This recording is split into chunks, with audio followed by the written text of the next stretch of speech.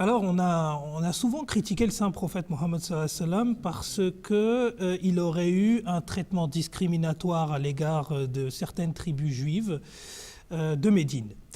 Et parce qu'on sait que lorsque c'est essentiellement quand on est parti de la Mecque vers Médine qu'il y a eu tout ce multiculturalisme qui est venu dans l'islam. Et on entend beaucoup parler du massacre des hommes de Banu Qurayza. Et un certain Ibn Ishaq écrit que le saint prophète Mohammed sallallahu alayhi wa sallam aurait approuvé la décapitation de quelques 600 et 900 personnes qui se sont rendues sans condition après un siège qui a duré plusieurs semaines. Alors ici, votre réponse est essentielle, puisqu'elle appelle d'abord à pas mal d'actualités, avec tout ce qui se passe avec le soi-disant État, soi-disant islamique. C'est vrai que répondre à ça, ce serait également répondre à l'ensemble de ces personnes qui, justement, décapitent tête et membres des différentes personnes simplement parce qu'elles ont une autre religion. Djangis, je vous laisse la parole.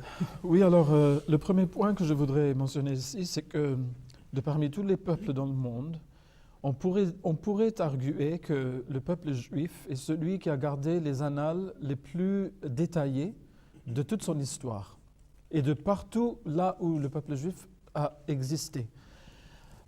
Or, l'incident des Banu Qurayza à Médine n'est mentionné nulle part dans les annales juives. Vous pensez un peu si les musulmans avaient tué entre 600 et 900 juifs mâles dans une partie du monde quelconque que les juifs l'auraient mentionné, certainement. Et d'autant plus qu'ils n'ont pas décapité tout le monde. Ils ont décapité seulement, selon ce récit, les mâles. Donc les enfants survivraient, les femmes survivraient, il y aurait beaucoup de gens qui raconteraient l'histoire. Cela n'a pas eu lieu. Donc cela est très suspect, en fait. Ça, c'est le premier point. Le deuxième point, c'est que la source de cette histoire, c'est Ibn Ishaq. Oui. Ibn Ishaq, c'est quelqu'un qui est né en l'an 85 après l'Hégire, donc après, justement, comme l'a dit Basharat tout à l'heure, l'émigration du prophète Mohammed sallallahu alayhi wa sallam de la Mecque vers Médine, donc 85 ans après, il y a Ibn Ishaq qui naît. Donc c'est déjà quelqu'un qui n'est pas témoin oculaire de tout ce qui s'est produit lors de ce soi-disant incident-là. Maintenant, il est né en Irak. Il n'est pas né à Médine. Il est né déjà en terre étrangère. Et c'était quelqu'un qui avait dicté des incidents qu'il a entendu donc de la vie du prophète Mohammed sallallahu alayhi wa sallam à ses disciples. Et ceci est très important aussi. Ce qu'il a dicté ne survit plus. Donc l'original de ce qu'il a dicté n'existe pas. Et cet original a été édité par l'un de ses disciples, Bakka'i. Sa version n'existe pas non plus. Alors maintenant, c'est une autre version qui a été éditée davantage par un autre historien qui s'appelle Ibn Hisham. Alors, l'original d'Ibn Hisham n'existe pas non plus. Alors maintenant, on en est à des copies d'Ibn Hisham qui a copié des versions éditées de Bakka'i, qui lui-même a édité la version originale d'Ibn Ishaq. Donc tout ça, oui. Alors si ça remet en cause, ça la remet en cause vraiment bien. Hein? Alors là, déjà, donc, l'authenticité du récit est très douteuse. Maintenant, il y a la série appelée Ar-Rijal. Et là, c'est une série biographique des personnes qui ont collecté les hadiths ou les dires et les actions, les récits des actions du prophète Mohammed sallallahu alayhi wa sallam. Donc des biographies complètes de ces gens. Dans cette série, on mentionne un point, encore une fois, très important. Et c'est que parmi tous ces collecteurs, on pourrait dire, de hadiths, Ibn Ishaq était connu, et là, ça fait l'unanimité des personnes interviewées à propos d'Ibn Ishaq. C'était une personne très connue pour prendre des récits douteux. Il prenait n'importe quoi que n'importe qui disait et les incluait dans ses récits à lui qu'il dictait à ses disciples.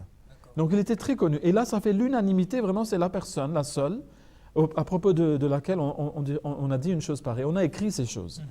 Donc maintenant, surtout, on a écrit que les récits concernant les batailles du prophète Mohammed sallallahu alayhi wa sallam étaient particulièrement douteux. Et là, je tire ça d'Ar-Rijal. Donc il nous faudra être très très vigilant par rapport à ce qui a été dit à propos de ces... Oui, voilà. Maintenant, la version éditée de la version éditée de la version éditée veut nous faire croire, oui voilà, que la tribu entière, les hommes, les femmes, les enfants des Banu Qurayza, donc une tribu juive, fut ordonnée de venir à Médine d'une distance, ne l'oublions pas, de 6 heures de marche dans le désert. Donc on les a fait marcher 6 heures dans le désert selon ce récit, jusqu'à Médine. Et puisqu'il y avait entre 600 et 900 mâles qui, selon le récit, ont été mis à mort, on pourrait estimer le peuple entier à peu près 4000. Si on va compter les femmes, les enfants, etc. Et ça, c'est une estimation très généreuse de dire que c'était seulement 4000. Il serait peut-être 6000 et peut-être même plus. Mais quoi qu'il en soit, on va s'en tenir à 4000. Maintenant, on veut nous faire croire que les habitants de Médine, qui étaient eux-mêmes très peu nombreux, ont réussi à emprisonner 4000 personnes, tout ensemble, à Médine, une toute petite ville.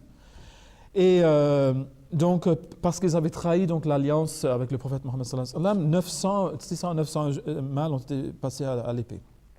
Maintenant, on veut nous faire croire que les Médinois ont pris les 900 cadavres et les ont transportés en dehors de Médine pour les enterrer. Donc déjà, on voit qu'à Médine, les ressources humaines ne permettraient pas une tâche aussi gigantesque d'avoir lieu. C'était absolument impossible. Puis transporter des cadavres. Mais voilà, et puis creuser dans le désert en plus. Bon. Alors, la réalité est que, en fait, les Banu Qurayza avaient donc, comme je l'ai dit, conclu un accord avec les musulmans qu'ils défendraient un flanc de Médine. Parce qu'on savait que les Mécois allaient attaquer. Et c'est là le célèbre incident où le prophète Mohammed sallallahu alayhi wa sallam a demandé à son compagnon Salman le Persan, qu'est-ce que vous faites chez vous pour défendre vos villes?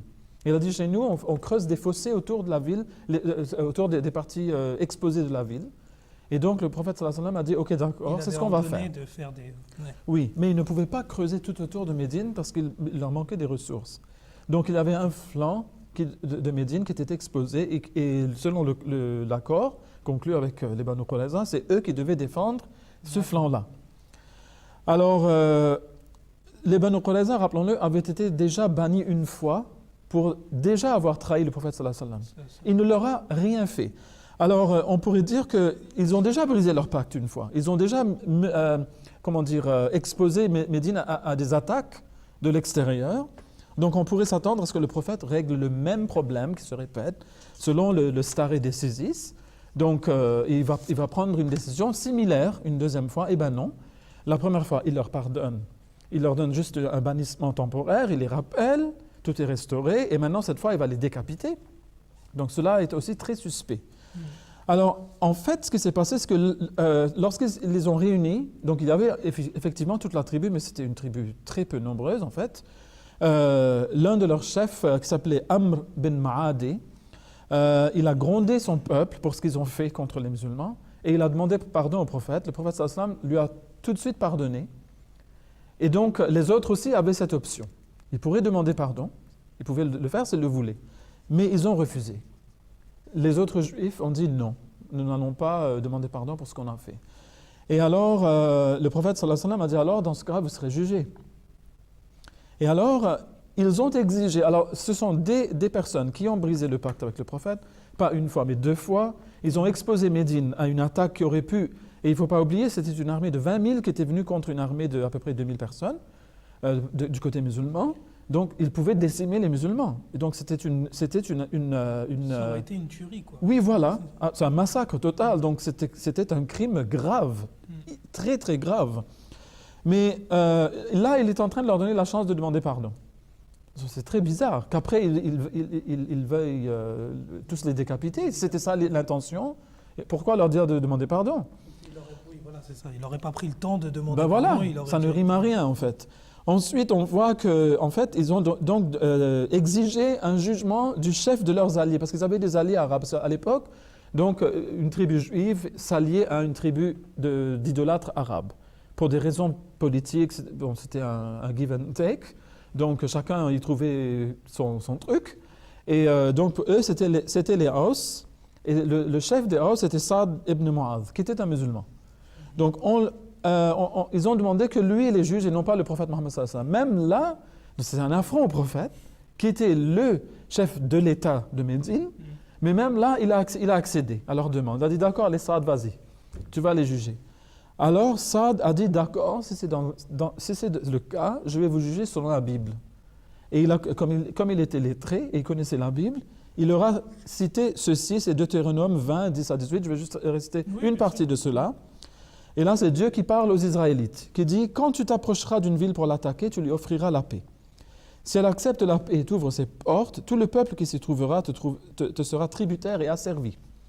Si elle n'accepte pas la paix avec toi et qu'elle veuille te faire la guerre, alors tu l'assiégeras. Et après que l'Éternel, ton Dieu, l'aura livré entre tes mains, tu en feras passer tous les mâles au fil de l'épée. Mais tu prendras pour toi les femmes, les enfants, le bétail, tout ce qui sera dans la ville, tout son butin, et tu mangeras les dépouilles de tes ennemis que l'Éternel, ton Dieu, t'aura livrés. C'est ainsi que tu agiras à l'égard de toutes les villes qui sont très éloignées de toi et qui ne font point partie des villes de ces nations-ci. Et puis il y a encore deux ou trois versets qui suivent. Mais il leur a dit donc, puisque vous avez trahi le prophète Mohammed sallallahu alayhi wa sallam, vous allez subir ce châtiment. Donc tous vos mâles vont être passés au fil de l'épée selon votre Bible. Et ils étaient d'accord. Et ils se sont soumis à cette punition et donc les mâles ont été mis à mort. Mais il ne s'agissait pas de 600 à 900 personnes. Et la preuve, c'est que si c'était un incident de cette envergure, les annales juives n'auraient pas manqué de la mentionner, et pas de la mentionner, mais de bien la mentionner. On ne l'aurait jamais oublié et on nous la ferait répéter et on ne nous laisserait jamais dormir tranquille là-dessus. On va dire, vous voyez ce que vous nous avez fait. Mais non, ça venait d'une source musulmane, mais super douteuse, si je puis dire. Et donc, vous voyez un petit peu la position où nous nous trouvons aujourd'hui. Donc, il faut faire très attention en tant qu'historien. Il faut savoir séparer le bon du vrai, le grain de l'ivraie. Et donc, il faut regarder les sources, il faut les examiner et faire très attention quand on va tirer des conclusions à partir de ces sources. Quand ce sont des sources authentiques, on peut tirer de bonnes conclusions, mais quand ce sont des sources comme celle-ci que j'ai mentionnées, toute conclusion qu'on puisse en tirer va être très dangereuse. Et notamment dans le cas, comme vous l'avez mentionné, cela risque en plus de créer un désordre fou dans le monde d'aujourd'hui, oui, bien sûr. Étant donné... c'est des choses qui sont tellement sensibles qu'aujourd'hui...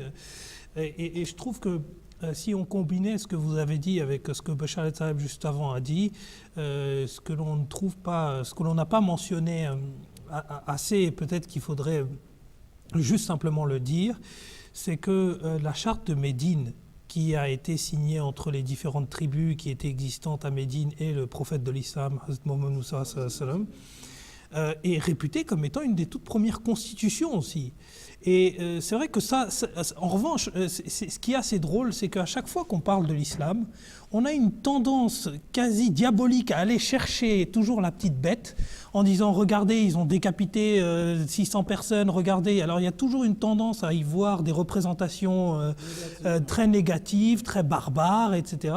Alors qu'on oublie l'essentiel même, qui est parfois l'acte qui a fondé en fait le vivre ensemble à Médine. Si je puis dire quand même, oui. Il convient de noter au passage que les musulmans aussi ont une part de responsabilité oui, parce que aujourd'hui, les musulmans, quand ils parlent de la Ummah de l'islam, ils disent que c'est le peuple de l'islam qui est composé uniquement de musulmans. Or, dans ce pacte, ce traité qui a été conclu à Médine, l'un des articles y contenus était que les musulmans et les juifs de Médine forment une seule Ummah. Donc, c'est le même peuple, mais les musulmans suivront leur religion et les juifs suivront la leur. Donc, le concept qu'avait le prophète Mohammed sallallahu alayhi wa sallam d'une nation, c'était tout à fait différent. Donc, aujourd'hui, les musulmans sont vraiment avides quand il s'agit d'exclure les autres de leur nation. Ils se disent, nous sommes la nation des musulmans, la nation musulmane, et c'est comme si personne d'autre ne peut former partie de cette nation. Non, au contraire. Et comme vous avez vu, malgré les trahisons que le prophète sallallahu alayhi wa sallam a subies de la part de cette tribu juive-là, il leur a quand même, puisqu'il avait un accord avec eux, il leur a fait confiance, encore une fois, au risque d'être trahi encore une fois, il leur a donné un flanc de Médine à protéger. C'est dire qu'il leur faisait confiance. Ouais. On leur a donné toutes les chances qu'ils pouvaient avoir, mais ils ont tout bafoué à chaque fois. Alors évidemment, dans n'importe quel État, s'il y avait quelque chose qui était commis contre un État moderne, aujourd'hui, il y aurait des sanctions graves Bien sûr. contre de tels individus. Bien sûr. C'est trahison, cette haute trahison C'est même. une autre trahison. Oui. Voilà. Jazakallah Djanguissa pour votre réponse.